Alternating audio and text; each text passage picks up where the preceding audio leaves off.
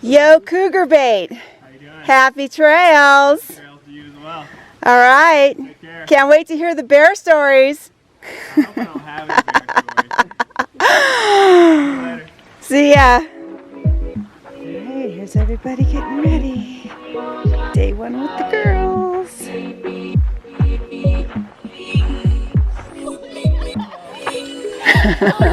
got your pink and gray. I do.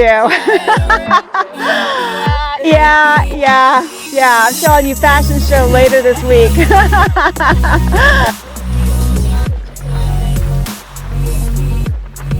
That's where we came from. It's trail pass where I came down the other day. And this is where we're going.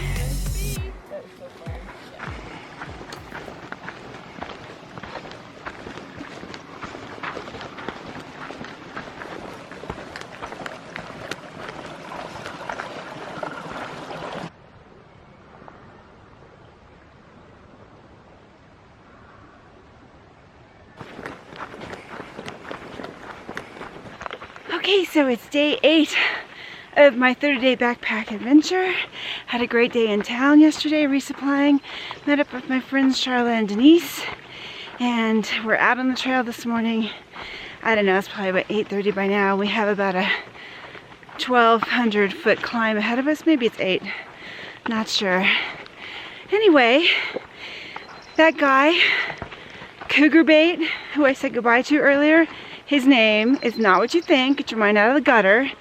This guy is actually PCT trail famous this year because he was stalked by not 1, not 2, but 3 different cougars while on the trail in the desert. So the first one was, first of all, there was a cub and it was screaming. I ran into him at the water fountain last night. He told me the whole story. His name's Ethan. He was awesome. But he heard this cub crying. It sounded like a woman screaming. I guess that's what they sound like. And he sort of saw it, kept his distance. Then the mother shows up. And then I guess the mother starts training the cub on how to stalk prey. And Ethan got to be the prey. So, you know, he kind of... This is night hiking, by the way. All of these incidents were night hiking, so keep that in mind. Anyway, they stalked him for a while, and then at some point he reached some boundary where they wouldn't cross. And that's because it turns out he had walked into some new male cougar's territory. I'm saying cougar, it's probably technically a mountain lion. Anyway, it was a big male, not young, big one, big as a giant fallen log. And this thing followed him for hours, you know, and he maintained eye contact. You know, he didn't run, which you're not supposed to run. He was looking around constantly. You know, he had his headlamp on, and so, you know, the lion would be getting the headlight in the eyes. So anyway, it was super creepy though. He was, you know, he was worried. So he finally makes it to some campground, and there's a porta potty there, and it's stinky and it's filled with flies, but he goes in there just to shelter from this mountain lion that was essentially stalking him. So he's in there for a while. He's got a bivvy to keep the flies out, but it's just nasty in there. So after a while he sticks his leg out, you know, sticks his head out, and the cat, the big giant cat, is right there watching him. So he's like, crap, or other expletive, and shuts the door and basically spent the night in the stinky porta potty. But there was more. I guess the next night or not too long afterwards, he was stalked again by another female mountain lion, and he saw a cub, and she was teaching the cub how to hunt. So, Cougar Bait, hats off to you. Apparently his story has gone viral. It's funny, in fact, as he was telling it to me, especially the part about sleeping in the porta potty, I was like, you know, I think I've heard this story before. And apparently he rolled into Kennedy Meadows and people were telling this story. And he's like, yo dude, that was me. Bye Horseshoe Meadows. You know, in a past video a few days ago, I was telling you that I heard bears in the woods rolling logs and the sound was like woo, woo, woo, woo. You know, after thinking about it, I think that's some kind of turkey pheasant. I don't know. I'm gonna ask Sharla if I ever catch up, because she actually lives in the woods and I think she knows all the animals. So, just taking a breather up this hill. Whew. So it looks like it's gonna be this all the way to the top, and it's getting warmer. And Sharla and Denice are way up there somewhere. I knew they'd be faster than me, even just on their first day with their fully laden packs. I should start a hiker group called Turtle Hikers, like on Facebook or something. Sierra Turtle Hikers. That might be fun. There's gotta be other people like me out here doing it despite their slowness. It's hard, but it's so worth it for the views. Check out these big old horse steps that you have to go over. That's not even a big one. There will be thousands of these to come.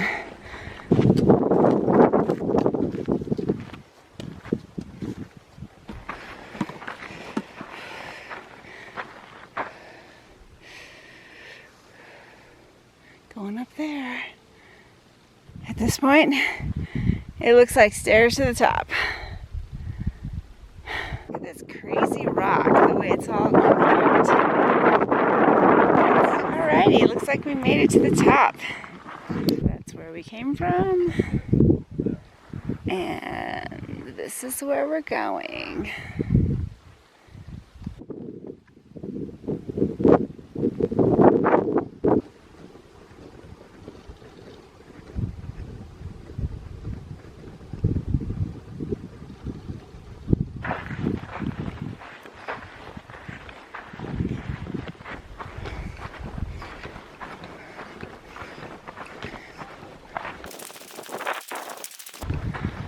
Alright, I think it's just up there.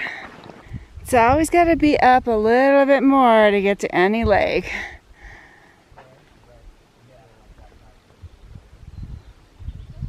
It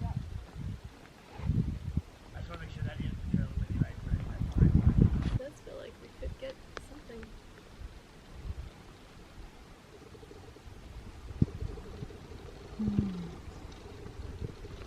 Good job. Good progress.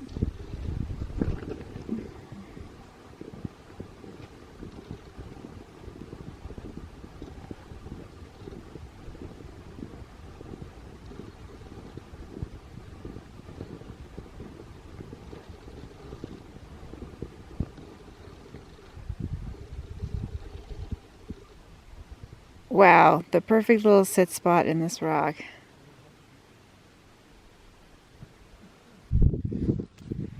There's this little bug. Just landed on my sock. It's pretty cool.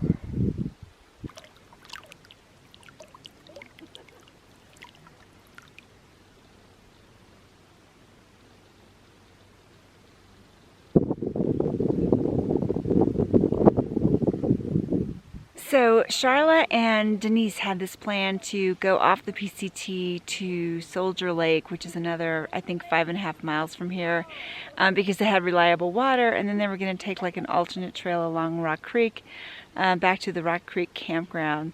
So, you know, it's a good plan for reliable water because the next stretch of PCT doesn't really show any reliable water. So I don't know what I'm going to do. I don't know if I'm going to join them or not. I mean, that's like another 5.5 miles, and my pack is really heavy from the resupply. I have way too many nuts in there. They're weighing me down, and in fact, the minute I get to some camp that has like bear bear storage, I'm going to put some bags in there to donate to through hikers who are looking for food, because there's just too much and I can't carry it, and I didn't want to throw it away because it's all really good food. So my pack's a little heavy, so I'm probably going a little slower today than I normally would. Not sure if I want to do those extra miles, even though the lake does look potentially really pretty. So I don't know. I'm just soaking my feet here and thinking about my options, just trying to rest up, and we'll see. In my original plan, I was going to camp here, but it's too early to camp anyway if I were going to stick with that. Plus, then I'd have to do an 11-mile day without water yet tomorrow if we're going to stick with the original plan. So what I might do is I might stock up on water here and then dry camp partway through. I don't know. We'll see. It's such a pretty lake. It's just nice to hang around for a while.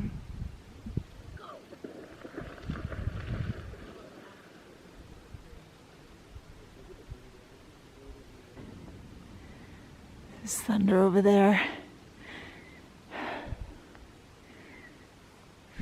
Storms are brewing.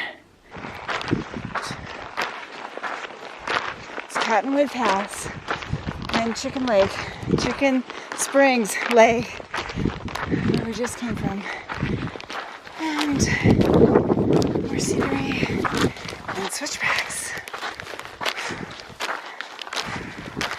We're over 11,000 feet now, so definitely feeling the thin air. Ooh, looks like an Instagram spot. Oh yeah. Nice view. Look at these gnarly trees.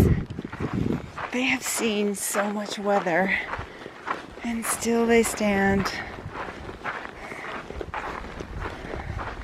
And look at this one. It's just crazy. Look at the patina on this tree.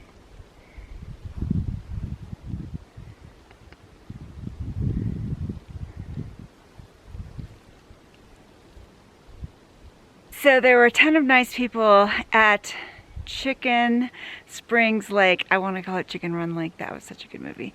Anyway, so there were some JMT hikers there, John Muir Trail. There were some PCTers there, Pacific Crest Trail. There were day hikers. And then there were some backpackers who stopped for lunch. Pretty much when the thunder started clapping and making a ruckus, people started milling around, talking like, what do we do? The day hikers pretty much filed out and went back down, and I was talking to this other girl who's hiking the JMT, and I was talking to her about the Soldier Lake option, which is guaranteed water, where Sharla and Denice went. I just still can't decide. She can't decide either. I don't know. She found some other JMT hikers. She might hang out with them. Anyway, I don't know yet. Up ahead is a junction, the Siberian Pass Junction. That's when I really have to decide. But I don't know why. I kind of feel inclined to stay on the PCT. I have 2 liters of water right now. The next reliable source is like 9.7 miles away, so that's pretty far. 2 liters is pretty slim for all that. But if the weather stays cool like this, I can maybe do it. Some seasonal streams may not be dry. There's some marshy area that looks permanent. So I don't know. I have options. I kind of think I'm going to stay on the PCT and meet up with Sharla and Denice at Cougar Meadow the day after tomorrow.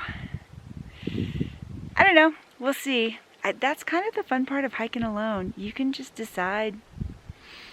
I mean, I know I'm kind of hiking with them, but they have actually a more compatible pace, so I'm kind of not. So I do have the freedom to do whatever I want, and it's kind of nice. So we'll see. Check it out. It's like 2 trees in a love knot.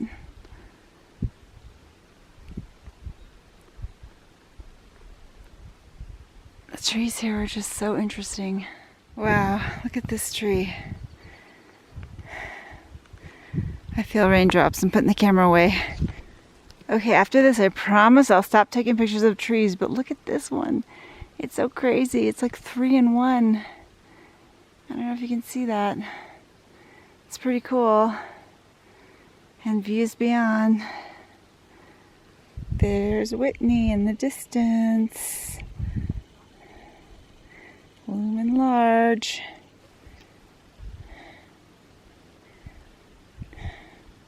Be there in another day or so.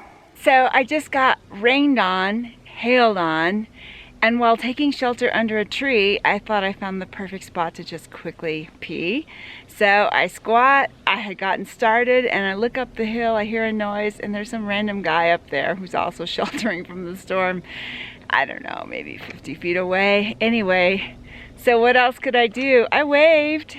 So he knew I was there. He discreetly looked away, which was very cool of him. And then later on, he passed me on the trail, and it turned out he's part of Team Zero. And we exchanged pleasantries like whatever, nothing happened. So, you know, just another day on the trail. And then later his two other teammates passed, and the girl who was taking up the rear, she asked how I was doing, and I told her about my little trio of experiences. And then I said, oh yeah, actually random guy is one of your teammates. And she's like, I'm like the tall blonde guy, and she's like, oh yeah, that's Barefucker. I really should have asked her how he got that name, but you know, before I knew it, she was up the trail, because these PCT hikers are fast. But anyway, still having fun out here. The rain just kind of comes and goes. I think it's probably mostly over now, and so now I'm just going forward.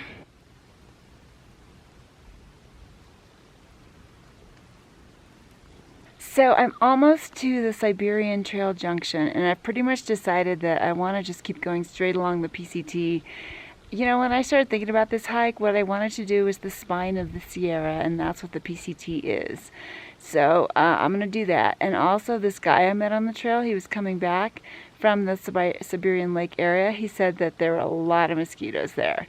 And I am just not in the mood to be dealing with all of that. So I asked him about water, and he said this is a really dry stretch.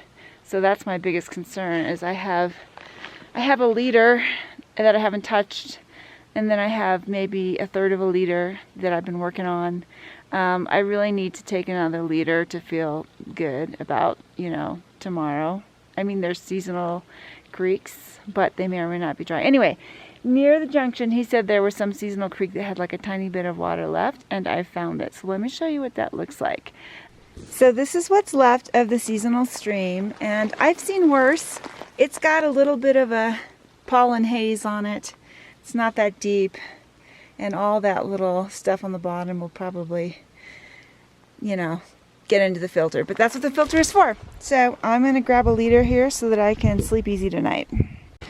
You know, the trail is really nice after a rain. It's less dusty, more firm. Oh man, more views. Look at that. You've got those crazy crumbly cliffs down low, huge meadow, crazy twisted trees, and Whitney beyond. So beautiful. I mean, this camera's good, but you just have to be here. And there's the trail. Look at these crazy rocks.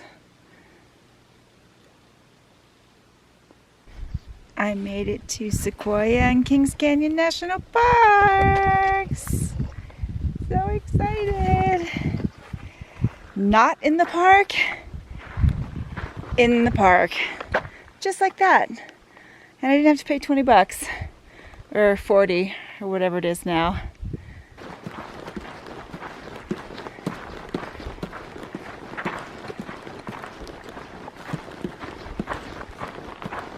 I just have the biggest couple of jackrabbits I've ever seen down that hill there.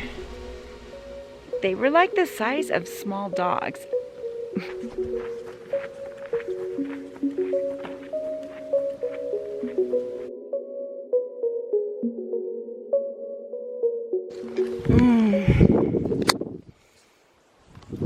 Something here smells like peppermint.